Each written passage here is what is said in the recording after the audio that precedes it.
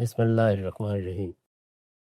تمہید کے طور پر ان سوالات کی طرف میں اشارہ کر دیتا ہوں جن کو ہم آئندہ زیر بحث لائیں گے۔ یہ بات ہم نے پچھلی دفعہ دیکھی تھی کہ انسان جب اس کائنات میں افراد کا مطالعہ کرتا ہے تو عقلی طور پر وہ یہ محسوس کرتا ہے کہ ان افراد کے اندر ایک مثالی وجود پایا جاتا ہے۔ یہ مثالی وجود کہاں ہے؟ ہم نے یہ دیکھا تھا کہ افلاطون نے اس کو حقیقی عالم میں جا کر رکھ دیا، یعنی یہ ظواہر کا عالم ہے جس میں ہمیں افراد نظر آتے ہیں، زید نظر آتا ہے، بکر نظر آتا ہے، عمر نظر آتا ہے، لیکن انسان کہاں ہے؟ ہم یہ بولتے ہیں کہ انسان وہ کہاں ہے؟ ظاہر ہے کہ ذہن جتنا یقین رکھتا ہے کہ زید بھی ہے، بکر بھی ہے، عمر بھی ہے، اس سے زیادہ یقین رکھتا ہے کہ انسان بھی ہے۔ تو ایک عالم مثال یا ایک ورلڈ آف آئیڈیاز ہے جس میں حقیقی عالم پایا جاتا ہے۔ اور میں نے یہ بتایا تھا آپ کو کہ اس نے ایک تمثیل بیان کی تھی کہ جیسے ہم ایک غار میں ہیں اور باندھ کر ہمیں بٹھا دیا گیا ہے، ہم صرف ایک ہی دیوار کو دیکھ سکتے ہیں، پیچھے آگ جل رہی ہے، حقیقی عالم کے افراد پیچھے سے گزر رہے ہیں اور ہمارے سامنے محض ان کے سائے ہیں۔ تو اس سے جو مثالیاتی نقطہ نظر کے فلسفی ہیں ان کی بنیاد واضح ہوتی ہے۔ یہ بنیاد جیسے کہ میں نے پہلے عرض کیا تھا کہ ہم اس طریقے سے اس علم کا مطالعہ نہیں کریں گے جس طرح عام طور پر ٹیکسٹ بکس میں کیا جاتا ہے، بلکہ یہ جاننے کی کوشش کریں گے کہ یہ علم پیدا کیسے ہوتا ہے، پرابلم کیا ہے، پرابلم کیا ہے۔ تو وہ جو عالم مثال ہے یا وہ جو حقیقی عالم ہے، جب آپ اس کو حقیقی عالم قرار دیں گے اور یہ ظواہر کا عالم یہ حقیقی عالم نہیں رہے گا، تو دیکھیے اس سے کچھ نتیجے نکلتے ہیں۔ ایک نتیجہ یہ نکلتا ہے کہ محسوسات فروتر ہے، قابل اعتماد نہیں ہے اس درجے میں۔ جو عقلیاتی عالم ہے وہ زیادہ قابل اعتماد ہے۔ کیسے؟ مطلب بظاہر تو الٹ لگتا ہے کہ میں محسوس سے تو دیکھ رہا ہوتا ہوں کہ قابل اعتماد ہے، عقل تو خیال میں ہے۔ وہ اسی جگہ چلیے، ہم ان کا نقطہ نظر سمجھ رہے ہیں۔ جی، یعنی جب افراد کے اندر صرف مظاہر ہیں، حقیقی شخصیت یہاں نہیں پائی جاتی یا کم سے کم محسوسات کی گرفت میں نہیں آتی۔ صحیح۔ یعنی ہمارے حواس جس عالم کو گرفت میں لیتے ہیں، سینسز سے جس عالم کو ہم دیکھتے ہیں، اس کا لازمی نتیجہ یہ نکلے گا کہ جب حقیقی عالم محض عقل سے استخراج کیا جاتا ہے، انفر کیا جاتا ہے، تو عقل بالا تر ہے اور محسوسات فروتر۔ ہم نے مادیت کا یا میٹیریلزم کا جب مطالعہ کیا تھا تو وہاں اصل محسوسات تھے، ان سے جو عالم ہماری گرفت میں آتا ہے وہی حقیقی عالم تھا۔ اور ہم نے دیکھا کہ کیسے وہ سارا علم بڑھتے بڑھتے جدید سائنس تک پہنچ گیا۔ اب یہ دوسری دنیا ہے۔ میں نے یہ عرض کیا تھا کہ اس کی جو منزل ہے وہ سائنس نہیں ہے، جی، اس کی آخری منزل تصوف، آئیڈیلزم کی آخری۔ تو یہ یوں نہیں ہے کہ ادھر کچھ صوفی، کچھ درویش، کچھ اس طرح کے لوگ پائے جاتے ہیں۔ اس کی فلسفیانہ بنیادیں آئیڈیلزم میں ہیں، یعنی مثالیاتی نقطہ نظر کے حاملین فلسفیوں کے ہیں۔ تو اب وہ کچھ سوالات ہیں جن کو ہم آج دیکھ لیتے ہیں، پھر اس کے بعد یہ بحث آگے بڑھائیں گے۔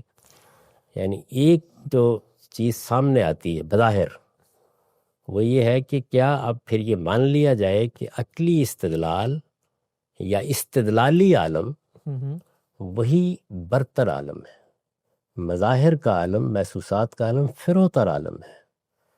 یہ جس طرح کہ وہ بیان کرتے ہیں کہ ہمارے ذہن کے اندر جس طرح آپ ایک تعمیر کرتے ہیں تو جو حقیقی چیز وجود میں آتی ہے وہ ہمارے ذہن کے اندر وجود میں آتی ہے، وہ اس تعمیر کا نقشہ ہے، اس کے تمام اجزاء ہیں۔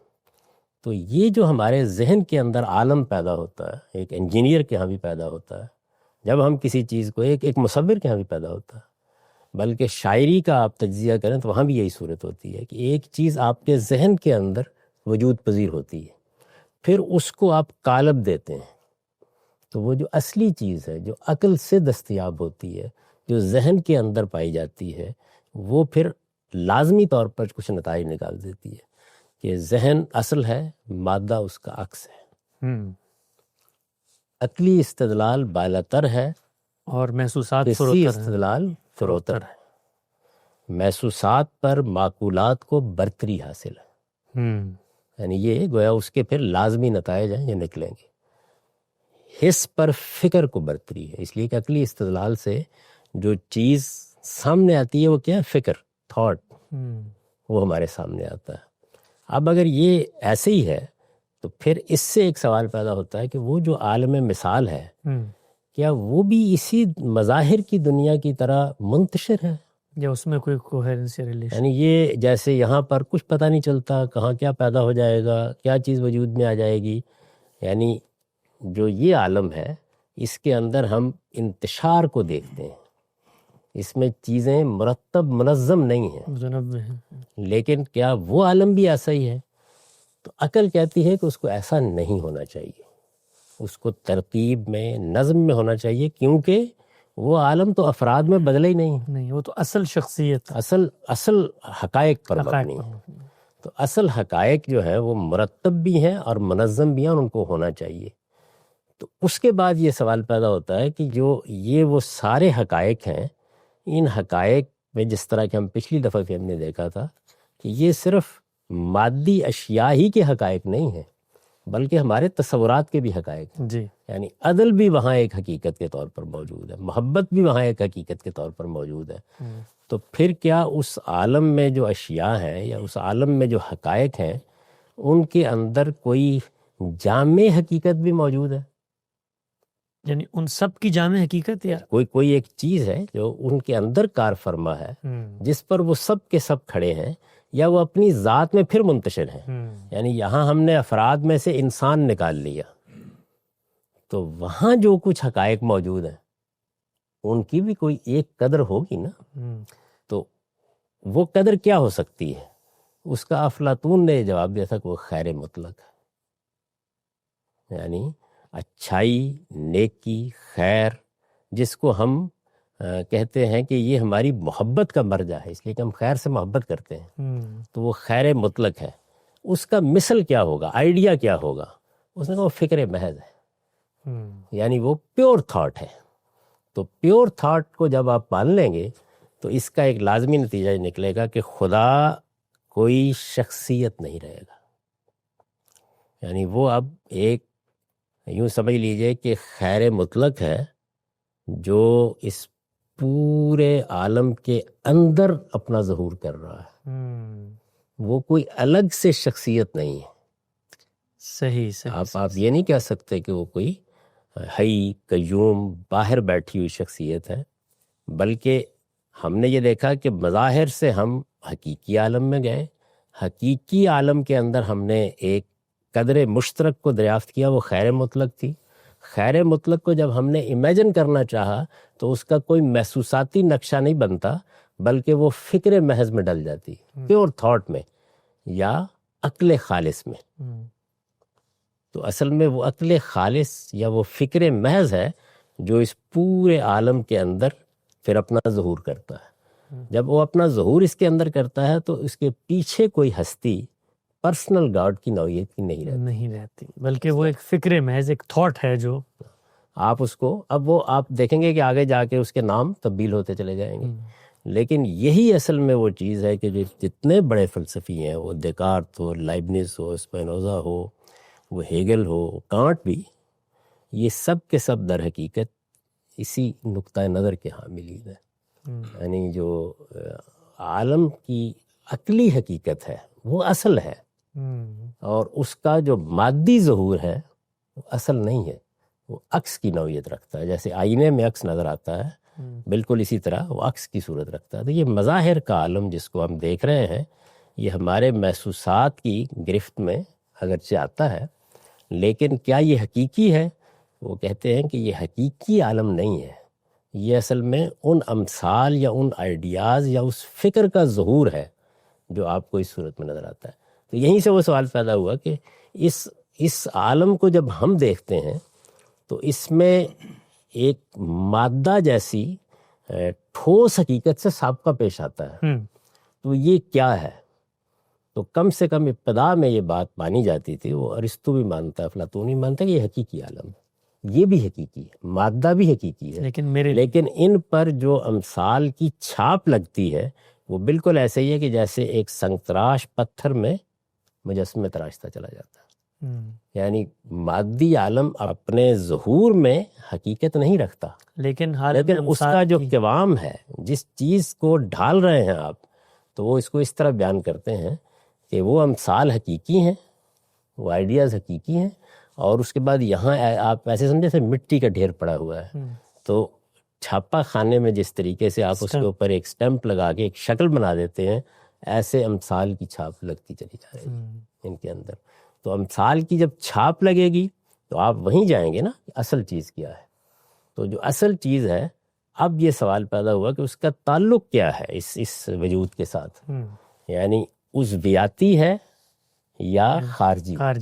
عضویاتی کا مطلب یہ ہے کہ یہ قالب ہوگا تو وہ شخصیت اس کے ساتھ پیدا ہو جائے گی، اور خارجی کا مطلب یہ ہے کہ کوئی چیز باہر سے آئے گی تو اس کے اندر جائے گی، جب چاہے نکال کے کہیں اور ڈال. جس کو آپ روح کہتے ہیں، اس کا پھر تصور یہ بنے گا کہ وہ حقیقت میں عالم مثال کی حقیقت ہے، وہ آتی ہے اور جب چھاپ لگ جاتی ہے، یعنی ایک صورت بن جاتی ہے، تو وہ اس کے اندر آ جاتی ہے، اور جب موت آئے گی تو نکالی جائے گی نا. جی، اس کا مطلب ہے نکلے گی. تو دوسرا سوال یہ پیدا ہوا کہ وہ عضویاتی ہے تو نکلے گی نہیں، خارجی ہے تو نکلے گی، واپس جائے گی. اچھا، اگر وہ نکلے گی تو اس کا مطلب یہ ہے کہ اگر خیر مطلق نے اس کو وجود بخشا ہے تو شر وجود میں آئے گا تو جزا و سزا بھی ہونی چاہیے اس کے نتیجے میں. اور اگر جزا و سزا بھی ہوگی اور لازماً ہونی چاہیے، تو پھر اگلا سوال یہ پیدا ہوتا ہے کہ صورت کیا بنے گی. تو آپ اگر افلاطون کے یہاں دیکھیں تو وہ بالکل تناسخ ارواح کی نوعیت کی چیز ہے. یعنی آپ کی حقیقی شخصیت آئی، اس نے آ کے ایک چھاپ مادے پر لگائی، وہ زید بن گئی، وہ بکر بن گئی، وہ عمر بن گئی. جب وہ نکل جائے گی تو ہو سکتا ہے کہ کسی وقت جو چھاپ لگتی ہے وہ پرندے کی لگ جائے، ہو سکتا ہے کہ کسی جانور کی لگ جائے. تو اس طریقے سے جو اصل شخصیت ہے وہ قالب تبدیل کر سکتی ہے اس کے لازمی نتیجے کے طور پر. تو اب یہ ایک پورا کا پورا نظام فکر ہے جس سے اصل میں مثالی نقطہ نظر کی ابتدا ہوئی، اور اس سے یہ سوالات پیدا ہوتے ہیں. تو آپ دیکھیں گے کہ یہاں ہونا کیا ہے. ہونا یہ ہے کہ ایک کشمکش وجود میں آنی ہے، اور اس کشمکش میں وہی سوال ہوں گے. یعنی اگر اصل ذہن ہے، اگر مادہ اس کا عکس ہے، اگر مظاہر حقیقی نہیں ہے، اگر مادہ ایک حقیقی چیز ہے اور اس پر محض چھاپ لگتی ہے، تو یہ جو شخصیت آتی ہے یہ ادھر سے پیدا ہوتی ہے یا ادھر سے آتی ہے، یہ عضویاتی ہے یا یہ خارجی حقیقت ہے، یہ موت پر جدا ہوتی ہے یا جس وقت یہ قالب بکھرتا ہے تو یہ آپ سے اب یہ بھی ختم ہو جاتی ہے اگر عضویاتی ہے. یہی وہ کشمکش ہے جس نے قدیم فلسفے کی بنیادیں فراہم کی افلاطون اور ارسطو کے ذریعے سے. دونوں استاد شاگرد کی کشمکش بھی یہی ہے، یعنی عالم امثال خارج میں ہے یا بطون میں ہے. جو اس کو آپ روح کہتے ہیں یا وہ مثالی شخصیت کہتے ہیں، وہ اس مادی وجود کا عضویاتی تعلق سے وجود پذیر ہو جاتی ہے، جیسے مادے میں حیات پیدا ہو جاتی ہے، یا وہ خارج سے آتی ہے روح پر. آپ دیکھیں وہ جو بھی آپ اس میں رائے قائم کریں گے اس کے نتیجے میں ایک نئی دنیا وجود میں آ جانی ہے، یعنی یہ اس کا لازمی نتیجہ یہ نکلنا ہے. تو یہ سوالات ہیں جو میں نے سامنے رکھ دیے ہیں. ایک مختصر سا سوال وہ یہ کہ جو آخر میں آپ نے اشارہ کیا اس کو ہم آگے تفصیل سے جانیں گے، لیکن عضویاتی یا خارجی یعنی داخل سے آ رہی ہے اور اس کو جسم کے تحلیل ہونے کے ساتھ ختم ہو جانا ہے، یا خارج سے آ رہی ہے اور لوٹ کے جانا ہے، یہ مثالیت پسندی کے مکتب فکر میں اطلاق کا مسئلہ ہے نہ کہ اصول کا مسئلہ. نہیں، یہ بہت بڑا مسئلہ ہے. اس کی وجہ یہ ہے کہ اس کی اگر آپ تحلیل کریں تو مثالی حقیقت یا حقائق امثال جو ہے وہ مادے کے بطون میں پائے جاتے ہیں، اس کا انر ظہور ہے، تو ظاہر ہے کہ وہ اگر بطون میں پائے جاتے ہیں تو وہ خارج میں کہیں نہیں ہوں گے، اس کا مطلب وہ عالم مثال میں نہیں، عالم مثال میں نہیں ہوں گے، آدمی نتیجہ نکلے گا اس کا۔ اچھا، اسی طریقے سے اگر وہ خارج سے ہے تو اس کا نکل جانے کے بعد اس کو باقی رہنا چاہیے، اور اگر وہ عضویاتی تعلق سے ظہور پذیر ہوتا ہے، نہیں یہ قالب ہے تو وہ اس کے ساتھ ریلیٹ ہوگی، نہیں ہے تو نہیں ہوگی، تو پھر موت اصل میں دونوں کی موت ہونی چاہیے، لازمی نتیجہ نکلنا چاہیے۔ تو آپ دیکھیں کہ جو مادیت پسندی ہے وہ مادے کو اصل مانتی ہے، تو تب بھی نتیجہ یہ نکلتا ہے کہ یہ عالم ازلی اور ابدی ہے، یہ ہمیشہ سے ایسے ہی چلا آ رہا ہے، نتیجہ یہاں بھی یہی نکلتا ہے، لیکن عالم اور ہو جاتا ہے، یعنی وہ عالم مادی نہیں ہوتا، ایک دوسرا عالم ہو جاتا ہے۔ تو اصلی سوال جو ہے، صرف جو بنیادی سوال ہے جس کو سامنے رکھ کر آگے بڑھنا چاہیے، اور پھر اس کی ہم ذرا زیادہ تحلیل کریں گے کہ جو محسوسات کے ذریعے سے عالم ہماری گرفت میں آتا ہے یہ اصل ہے، اور جو ذہنی عالم ہے وہ ہم پیدا کرتے ہیں اس کے نتیجے میں، یا ذہنی عالم اصل ہے اور یہ جو مادی عالم ہے یہ اس ذہنی عالم کا عکس ہے جو ہم نے بنایا ہے۔ اب وہ ذہنی عالم پایا کہاں جاتا ہے، یہ اگلا سوال، یہ ہے وہ اصل سوال جس سے دو نقطہ پیدا ہوں گے۔ یعنی اگر وہ کہیں باہر پایا جاتا ہے اور اس مادی دنیا کے ساتھ ریلیٹ ہوتا ہے تو میں نے عرض کیا کہ پھر وہ خارج سے آئے گا اور خارج میں جائے گا، اس میں موت میں یہ مرے گا وہ نہیں مرے گا، اور اگر وہ اس کے بطون میں پایا جاتا ہے تو پھر اس کے داخل میں تحلیل پھر اصل جسم کی ہوگی، رہے گا وہ ذہنی عالم، ذہنی عالم، لیکن وہ ذہنی عالم پایا کہاں جاتا ہے، اس کا قالب اصل میں یہی قالب ہو، یہی قالب ہے، وہ اس سے عضویاتی تعلق رکھتا ہے، وہ اسی کے اندر موجود ہے، اس کے ساتھ پیدا ہوتا ہے، اس کے ساتھ پیدا کیا ہوتا ہے، موجود ہوتا ہے، ریلیٹ ہو جاتا ہے، اور جیسے ہی یہ ختم ہو جاتا ہے تو وہ بھی ختم ہو جاتا ہے۔ یہ تو دو بہت مختلف راستے ہیں نا، جو یہ تو اصل میں تو جنگ یہاں سے، لیکن ان دونوں کے نتیجے میں جو باقی حقائق ہیں ان میں کوئی تبدیلی نہیں آتی، یعنی عالم آپ کے بطون میں پایا جاتا ہے، آپ کی اندرونی حقیقت ہے، یا وہ خارج میں کہیں پایا جاتا ہے، جو دونوں صورتیں ہوں گی، عالم جو بھی ہے حقیقت اس کی وہ ہے یا حقیقت اس کی یہاں پائی جاتی ہے، وہ ازلی اور ابدی ہوگا، اس لیے کہ آپ شروع اس سے کرتے ہیں، وہ وہاں ہو تو تب بھی، وہ یہاں ہو تو تب بھی، وہ تو اس کی تحلیل کی بات ہو رہی ہے۔ عکس ختم ہو جائے، ایک صورت میں عکس ختم ہو جائے گا تو وہ موجود رہے گا، دوسری صورت میں اصل میں وہ پایا جاتا ہے، ذہن سے ذہن کو منتقل ہوتا چلا جاتا ہے، لیکن وجود تو اپنی جگہ پر ہے موجود اس کا ہمیشہ سے۔ تو ہم سب سمپل ورڈ میں یہ کہہ سکتے ہیں کہ کیا برین جو ہے، دماغ، یہ مائنڈ کو جنم دیتا ہے یا برین سے مائنڈ انڈیپینڈنٹ؟ یہ تین چیزیں ہیں نا جن سے یہ ساری بحث پیدا ہوئی۔ جب ہم نے یہ شروع کی تھی تو میں نے اس کا بہت تفصیلی تعارف کرایا تھا، جس سے ہمیں سابقہ پیش آتا ہے، مادہ، حیات اور شعور۔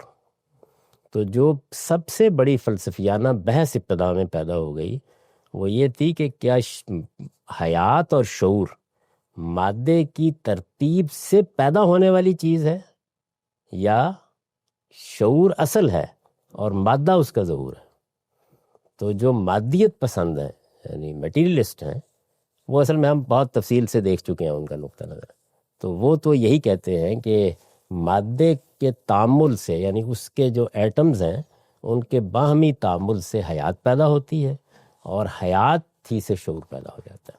تو اس وجہ سے عالم کی اصل حقیقت مادی ہے، جبکہ یہ لوگ کہتے ہیں کہ نہیں، عالم کی اصل حقیقت ذہنی ہے، اور یہ مادہ بھی پایا جاتا ہے لیکن مادے کے اوپر چھاپ لگتی ہے ذہنی حقائق کی۔ اب اس میں یہ سوال پیدا ہوتا ہے کہ وہ جو ذہنی حقائق ہیں وہ اسی مادی وجود کے اندر موجود ہیں یا کسی باہر کے عالم میں موجود ہیں۔ تو یہ ان دو بڑے فلسفیوں کا اختلاف تھا۔ افلاطون کے نزدیک وہ باہر موجود ہیں، وہ ایک حقیقی عالم میں موجود ہیں، اور ارسطو کے نزدیک وہ آپ کے بطون میں پائے جاتے ہیں، وہیں سے یعنی اس نے ایک طرح سے ہے وہ بھی مثالیت پسندی، یعنی وہ میٹیریلسٹ نہیں ہے لیکن وہ یہ کہتا ہے کہ وہ جو اصل حقیقتیں ہیں، میٹیریلسٹ تو یہ کہے گا کہ یہ اصل حقیقتیں ہیں ہی نہیں، اصل حقیقت مادہ ہے، مٹیریل خود ہے. یعنی مادہ اصل حقیقت ہے. مادے کے اجزاء یا اس کے عناصر کو جب آپ نے ایک ترکیب دی، جیسے آپ کیمیائی ترکیب دیتے ہیں دو چیزوں کو تو پانی بن جاتا ہے، تو اسی طرح حیات پیدا ہوتی ہے، اسی طرح سے شعور پیدا ہو جاتا ہے. یہ نہیں کہہ رہے، یہ کہہ رہے اصل حقیقت ذہنی ہے. نہیں، ذہنی حقیقت اصل ہے، وہ پائی کہاں جاتی ہے، اسے آپ اس کا ظرف کون سا ہے، ہے تو وہ عضویاتی ہے، یعنی جب اس کو یہ کالم ملے گا تو وہ موجود ہوگی، جب کالم نہیں ملے گا تو موجود نہیں ہوگی. تو دونوں کہتے ہیں کہ وہ ہے اپنی حقیقت، اپنی حقیقت، وہ اپنی حقیقت رکھتی ہے، اور اصل وہ ہے، اصل وہی ہے، یعنی اصل یہ مادہ نہیں ہے.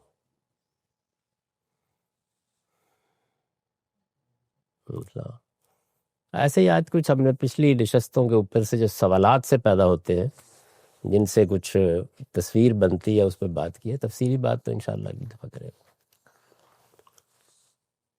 یہ جی اگر کوئی یہ نقطہ نظر اپنا لے کہ مادہ بھی حقیقی ہے اور وہ ذہن بھی حقیقی ہے بیک وقت، تو یہ کیسا رہے گا؟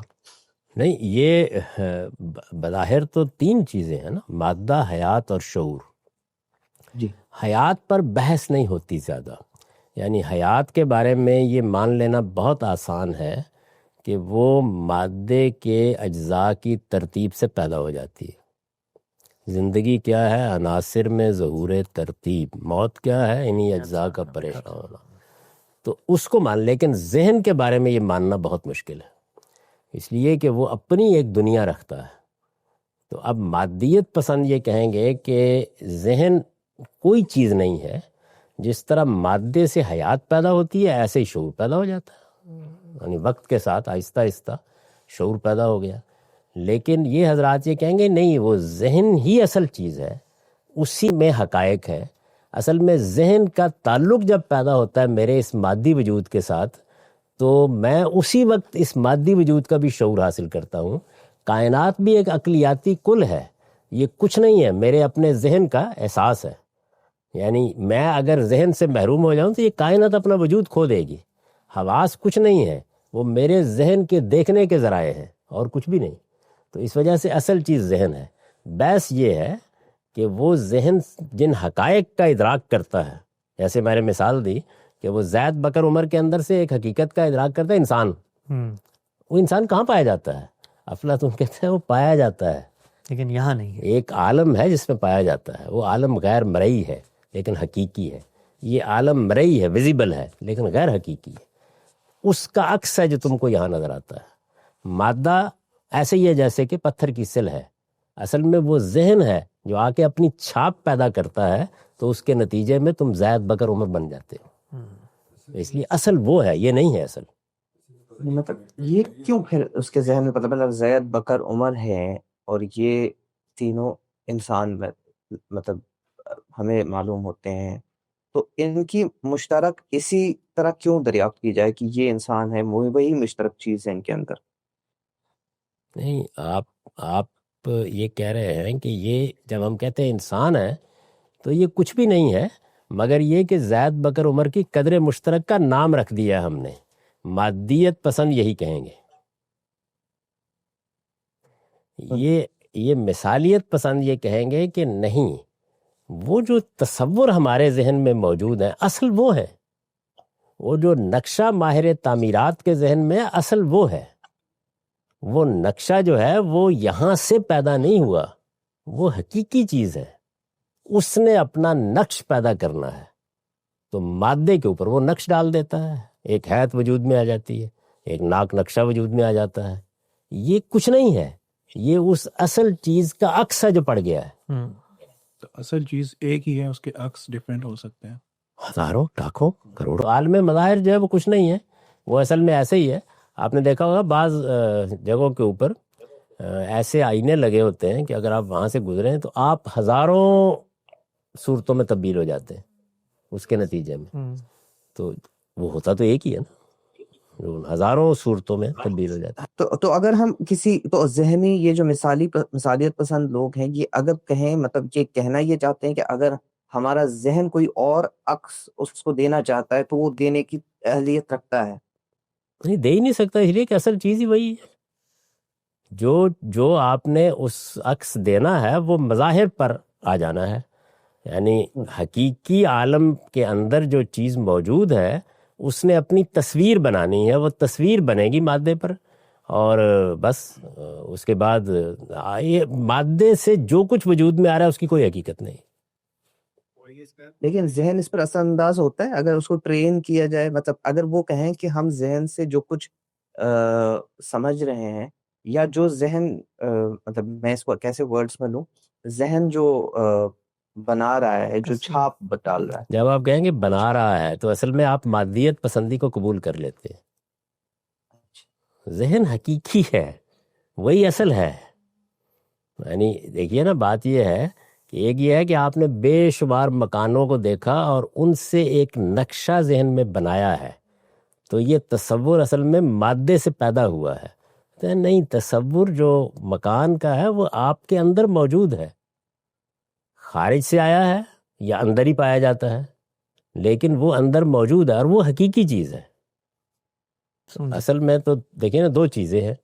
ذہن ہے، وہ ذہن جو ہے اس یا شعور میں ایک عالم ہے پورا کا پورا، ایک پوری دنیا ہے. وہ تو ہم خود محسوس کرتے ہیں نا، ہم بھی محسوس کرتے ہیں کہ ایک دنیا ہے جو ہمارے اندر پائی جاتی ہے. وہ دنیا جو ہمارے اندر پائی جاتی ہے، جس کو ہم عقل سے جانتے ہیں، دریافت کرتے ہیں، یہ کیا حقیقی دنیا ہے یا مادے کے تعامل سے وجود پذیر ہو جاتی ہے؟ مثالیت پسند یہ کہتے ہیں کہ حقیقی دنیا وہ ہے، وہی حقیقی دنیا ہے. وہ اس مادی قالب کے اوپر اپنا نقش پیدا کرتی ہے، بس، اور کچھ نہیں. اصل وہ ہے. اور یہ پہلوں کے اوپر جانور جو بھی ہے اس کے اوپر اسٹیمپ ہوتی جائے گی، کوئی بھی ہو، کسی کے ساتھ بوتل پر بھی ہو گئی، یہ بھی ہو گئی، اسٹیمپس ہی ہیں، کچھ بھی. یعنی مادہ ہی ہے نا. آپ جو یہ پوری کائنات دیکھ رہے ہیں، میرے سمیت، اپنے سمیت، سارا مادہ ہے. لیکن یہ مادے کے اوپر ایک شکلیں بن رہی ہیں، صورتیں بن رہی ہیں. بالکل ایسے ہی جیسے کہ ایک آدمی مرمر کی سل اٹھاتا ہے، وہ اس سے ایک ٹائل بنا دیتا ہے، ایک دوسرا آدمی اس سے زیاس کا مجسمہ بنا دیتا ہے. آپ حیران ہو کھڑے جاتے ہیں. تو وہ جو مجسمہ وجود میں آیا ہے، جو تراش دیا گیا ہے، اس کا خالق کون ہے؟ وہ ذہن ہے. وہ مصور کے ذہن میں سے ظہور پذیر ہوا ہے، مصور نے اس کی چھاپ لگا دی ہے اس کے اوپر. تو یہ جو ذہنی عمل ہوا ہے، کیا یہ کوئی حقیقی چیز ہے؟ کہتے ہیں ہاں حقیقی چیز ہے، یہی تو اصل ہے، اسی سے ظہور ہو رہا ہے ساری چیزوں کا. تو میں نے عرض کیا کہ اس میں بحث صرف یہ پیدا ہوتی ہے کہ وہ جو حقیقی عالم ہے وہ پایا کہاں جاتا ہے. افلاطون کہتا ہے وہ خارج میں پایا جاتا ہے، ارسطو کہتا ہے وہ آپ کے بطون میں پایا جاتا ہے. لیکن حقیقی ہے، یوں نہیں کہ وہ مادے کے نتیجے سے پیدا ہونے والی کوئی چیز. جی ہاں جی، یہ فرق ہے دونوں میں.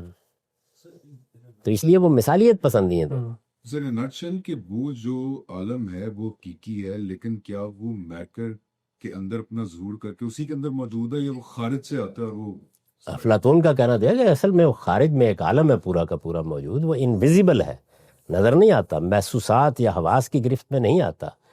اصل عالم وہی ہے. اس کو کیسے دریافت کیا جائے گا؟ عقل سے. تو عقلی استدلال یا عقلیاتی کل کا نام ہے اصل میں عالم.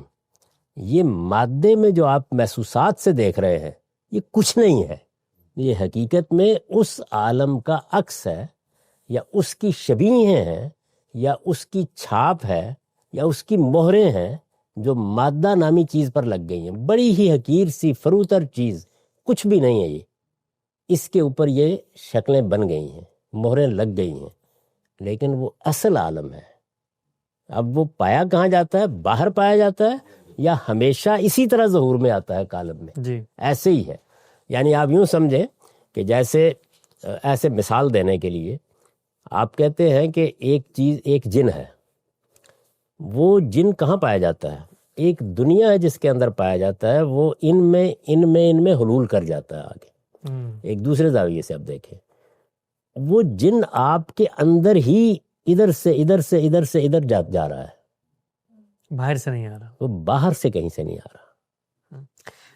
ایک سوال جو پوچھا کہ کیا یہ ہو سکتا ہے کہ بیک وقت آپ یہ بھی مانیں کہ مادہ اصل ہے اور بیک وقت آپ یہ بھی مانیں کہ جو شعور ہے یا عالم امثال میں چیز اصل پر یاد کریں ہم نے بالکل ابتدا میں یہ گفتگو کی تھی کہ ہمارے پاس 4 امکانات ہیں. جی اصل ذہن ہے، مادہ اس کا عکس ہے. اصل مادہ ہے، ذہن اس کے تعامل سے پیدا ہوتا ہے. دونوں اصل ہیں، دونوں ہی نہیں. نہیں 4 امکانات ہیں. ابھی ہم پہلے 2 امکانات پر گفتگو کر رہے ہیں. آپ اس عالم کو ایک عامی کی نظر سے دیکھیں گے تو آپ کو مادیت پسندی ہی کی طرف اپنا رجحان نظر آئے گا کہ یہ مادہ ہے. اس مادے میں ہم دیکھتے ہیں کہ تعامل اس میں پیدا ہوتا ہے اجزاء کا، تو حیات پیدا ہوئی، زندگی پیدا ہو گئی. زندگی ہی کی ایک ہائر فارم میں جا کے شعور پیدا ہو گیا. تو یہاں اصل مادہ ہے، اس میں دوئی نہیں ہے. جو دونوں چیزیں پیدا ہو رہی ہیں وہ ظہور ہے مادے کے تعامل کا.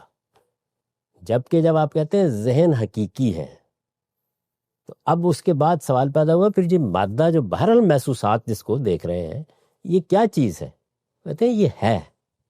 یہ جو یونان کے فلسفی ہیں وہ اس کی نفی نہیں کر رہے، ہے یہ، لیکن بڑی حقیر، بڑی فروتر چیز ہے، کچھ نہیں ہے. یہ اصل میں ذہن ہے جس نے وہ مثالی دنیا جس کے پاس موجود ہے، بس صرف یہ ہے کہ کہیں باہر پائی جاتی ہے جو اندر آ جاتی ہے پھر نکل جاتی ہے. کیا ایسا ہے؟ ہاں، جیسے روح ہے. یا وہ اصل میں اس کا تعلق عضویاتی ہے، یعنی میرے اس وجود کا قالب موجود ہوگا تو وہ ہوگی، نہیں ہوگا تو نہیں ہوگی. لیکن وہ اس کے نتیجے سے پیدا نہیں ہوئی، وہ اپنی جگہ ایک مستقل حقیقت. لیکن جب ہم یہ کہتے ہیں کہ یہ ہوگا تو وہ ہوگی، تو گویا اس کا وجود قائم بذات نہیں ہے، اس کا وجود لازم و ملزوم ہے، یعنی اس کا ظہور اسی طرح ہونا ہے. جی ہاں اس نے جب اپنا ظہور کرنا ہے قالب میں کرے گا. تو وہ جو اب ظہور کرنا ہے تو ظاہر ہے کہ پھر یہ سوال پیدا ہوتا ہے کہ وہ اپنی اصل حقیقت میں کیا ہے. یعنی کیونکہ اس کا پھر ظہور کا ایک بنیادی اصول دریافت کرنا پڑے گا نا. جی وہ بنیادی اصول جو وہ بینگ ہے. بینگ کیا ہے؟ وہ خیر مطلق، ایبسولوٹ ٹروتھ. دونوں کیسز میں ہے تو یہ پھر انڈیپینڈنٹ حقیقت ہے. یا انڈیپینڈنٹ. تو 2 چیزیں وجود میں آ گئیں، یعنی سنویت وجود میں آ گئی. یہ 2 چیزیں وجود میں آ گئیں، مادہ ہے اور اصل کیا ہے. یہاں بحث صرف یہ اصل کیا ہے، کیا چیز محض عکس ہے، کیا چیز محض ظاہر ہے، کیا چیز. یعنی آپ یوں سمجھیں کہ رنگ سے آپ نے تصویر بنائی ہے تو رنگ کوئی چیز نہیں ہے. اصل میں وہ آپ کا ذہن ہے جس کے اندر تصویر موجود ہے. اس تصویر کو ان رنگوں سے آپ نے کینوس کے اوپر ایک شبیہ کی صورت دے دی ہے. مادے کا اور آپ کے ذہن کا یہی تعلق ہے. تو تصویر کہاں پائی جاتی ہے؟ کیا تصویر رنگوں کے تعامل سے وجود میں آ گئی ہے؟ وہ کہتے ہیں کیسی احمقانہ بات ہے. رنگ یہ حیثیت رکھتے ہیں کہ وہ تصویر کو وجود پذیر کر دیں. تصویر الگ سے موجود تھی، وہ آپ کے ذہن کے اندر ایک حقیقت تھی.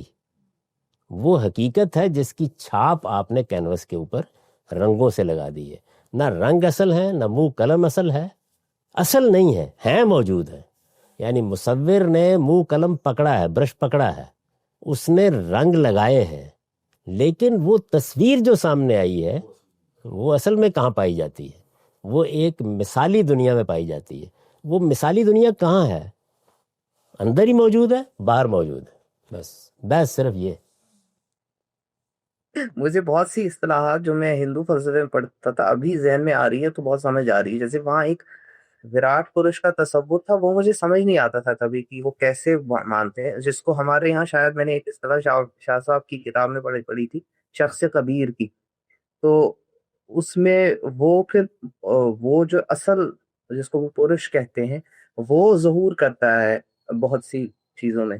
ساری دنیا میں فلسفہ جب عمل کرے گا تو اصل میں ان 4 ہی صورتوں میں عالم کو دیکھے گا جس کی ہم نے ابتدا میں تصویر کشی کی تھی.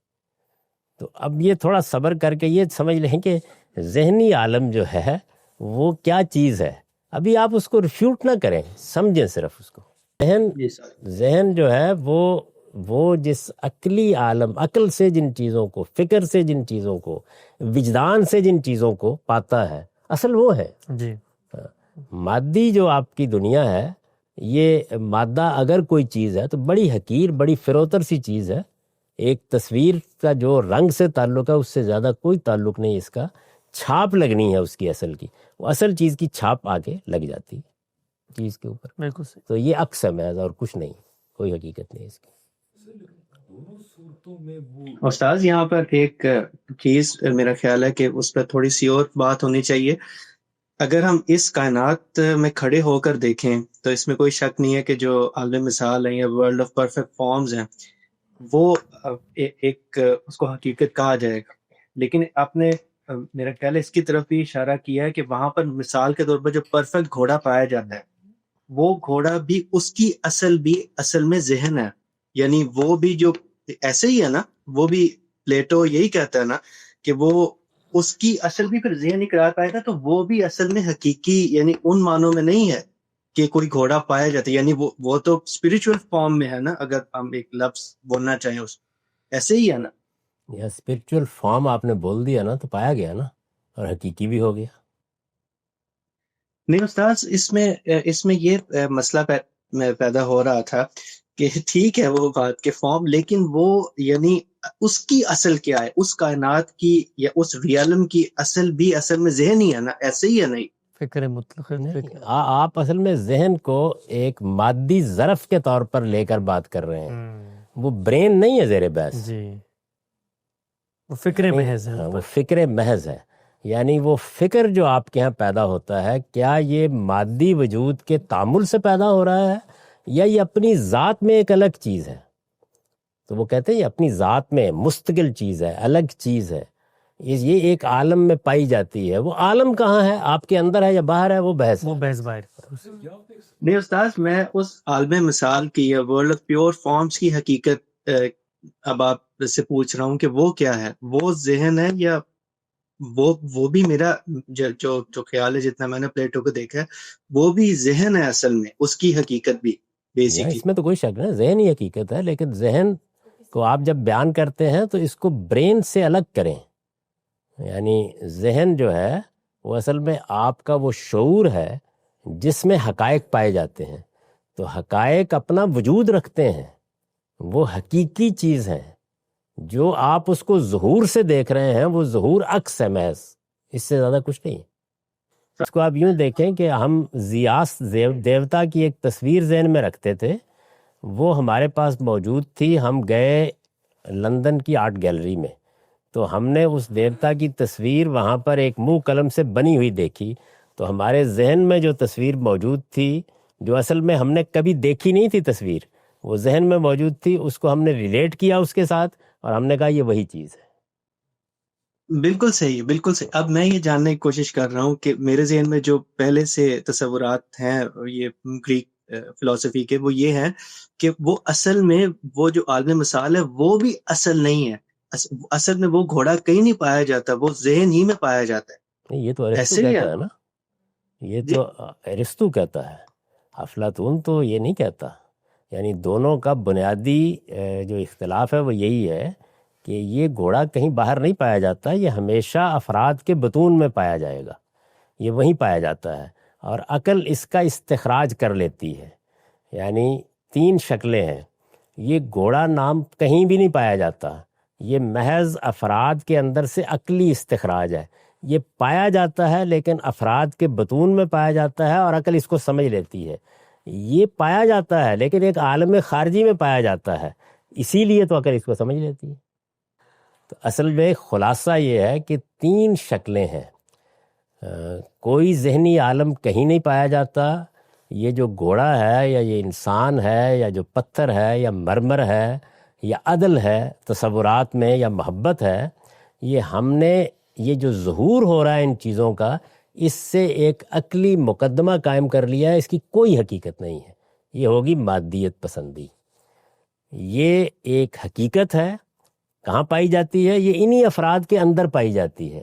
یہ ہوگا ارسطو کا نقطہ نظر. یہ ایک حقیقت ہے اور یہ ایک اور عالم میں پائی جاتی ہے. یہ ہوگا افلاطون کا نقطہ نظر. افلاطون یہ کہتا ہے کہ نہیں، کوئی محتاج نہیں، یہ سارا غائب ہو جائے. یعنی اگر سارے کینوس غائب ہو جائیں، سارے رنگ غائب ہو جائیں، سارے منہ قلم غائب ہو جائیں، تصویر موجود ہے. ذہن میرا دیکھ رہا ہے، میں آپ کو نہیں دکھا سکتا. عقلی جب یہ کہا جائے گا کہ اصل میں حقیقی ذہن حقیقی اشیاء تک پہنچتی عقل ہے، وہ دیکھی ہی عقل کی آنکھ سے جا سکتی ہیں. سر ایک might be a dumb question, but اگر کوئی پیدائشی اندھا، اس کو تو نہیں پتا ہوگا گھوڑا کیسا ہے یا پھول کیا ہے، اس کو نہیں، وہ محسوس کرنا پڑے گا. ہاں وہ یہ کہتے ہیں کہ وہ صرف اس کا اطلاق جو ہے وہ تلاش نہیں کر پا رہا. گھوڑا اس کے ہاں موجود ہے، برین میں سوچ رہا ہے اس نے نام بھی سن لیا ہے آپ سے، اس کی تصویر بھی اس کے ذہن میں بنی ہوگی، وہ تصویر اس سے مختلف ہوگی جو آپ نے دیکھی ہے. اور کیا بعید ہے کہ جب اصل گھوڑا یا حقیقی گھوڑا سامنے آئے تو وہ اس سے بالکل ہی مختلف ہو جو آپ نے دیکھا. یہ تو چھاپ ہے نا اس کی. ہو سکتا ہے وہ اس کے ذہن کے مطابق ہو جو آپ کو نظر آ رہا. تو آپ دیکھیں کہ اس عالم سے متعلق ہماری جو اپروچز ہیں وہ یہ 3 ہی ہو سکتی ہیں. لیکن اس والی میں مزہ آتا ہے بہت، اس والی جو ذہن والی ہے. جی مزل کس میں مزہ آیا آپ کو؟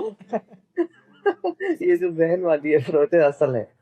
ہاں دیکھیں، اسی لیے آپ دیکھیے نا کہ آہستہ آہستہ آہستہ آہستہ آپ وحدت الوجود کی بحثیں جب آخر میں جا کے سنیں گے، اگر کوئی جیتے رہے 1.5-2 سال بعد پہنچ گئے وہاں، تو وہاں کیا چیز ہوگی؟ وہ یہی کہیں گے آپ کو کہ یہ کچھ نہیں ہے، یہ جو کچھ بھی عالم آپ کو نظر آ رہا ہے. اور پھر اس کی بڑی سائنٹیفک ترتیب قائم کر دیں گے کہ جو اصل حقیقت ہے، یا جس کو وہ پھر صوفیہ ذات محض کہتے ہیں یا ذات بہت کہتے ہیں، وہ کیسے پھر تنزلات سے گزرتی ہوئی عالم میں ظہور پذیر ہو جاتی ہے. وحدت کثرت میں کیسے بدلتی ہے.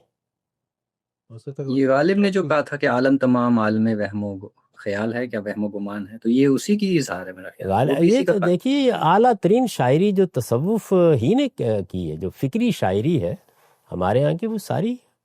لیکن کمال جو ہے نا وہ بے دل کا ہے. کیا مصرع کہہ دیا اس نے، رنگ میں بیرون نشست از بس کے مینا تنگ بود.